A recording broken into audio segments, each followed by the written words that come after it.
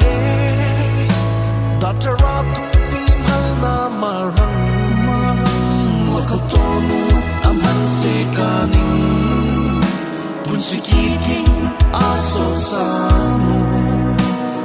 Hey chalna Hey nungsi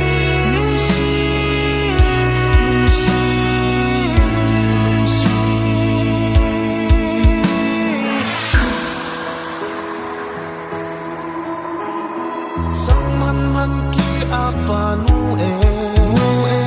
Palung mana atukano Alhasa azel haron Sulung nama atukano Apalung ni itapa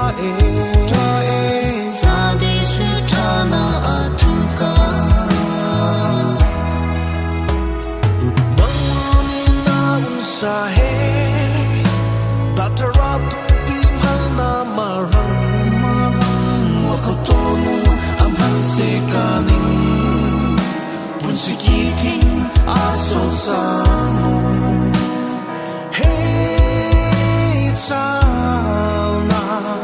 Hey nungsi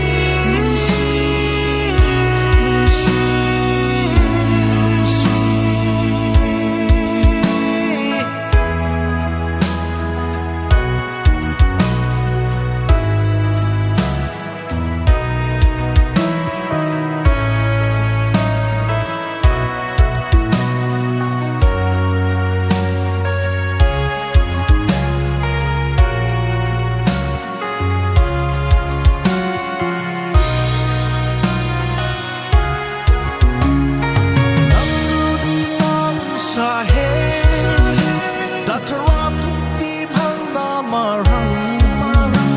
Wakatonu amhan se kaning Punsikiking aso samu